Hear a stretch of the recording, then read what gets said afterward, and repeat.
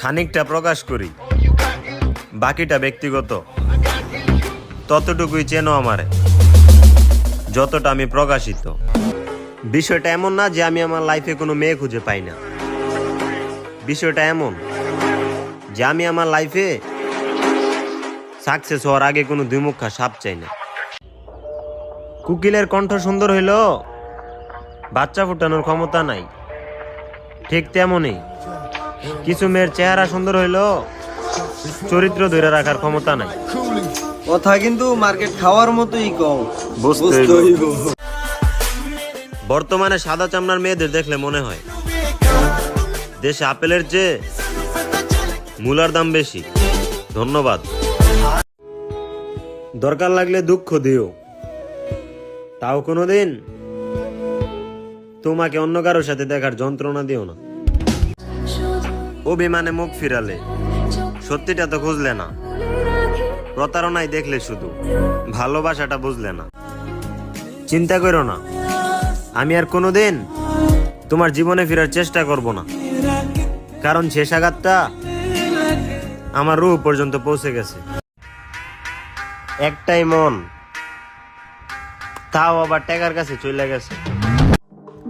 আমাদের মন ভাঙার তো কোনো প্রশ্নই আসে না, কারণ আমরা আমাদের মন নিজেদের কাছেই রাখি, কোনো বাবুসোনার কাছে না। সখী, তুমি আমার 6-9 দিয়ে অঙ্ক শেখাও। তুমি হয়তো জানো না, যে পানিতে সাঁতার কাটো তুমি, ওই পানিতে মাছ চাষ করি আমি।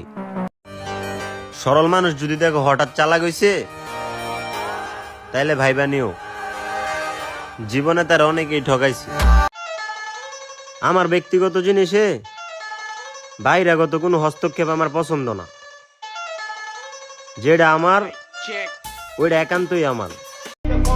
তারপরে এই জামানায় এসে বুঝলাম টাকা কামাইতে হবে ভরপুর, কারণ টাকা থাকলে গোটা পৃথিবী সাক্ষাৎকার নিতে চায়, আর না থাকলে নিজের আপন জনেরও পরিচয় দিতে লজ্জা পায়। ভাগ্যিস বদলাই গেছো, নয়তো আমি সবসময় অহংকার করে বলতাম যে তুমি শুধু আমার।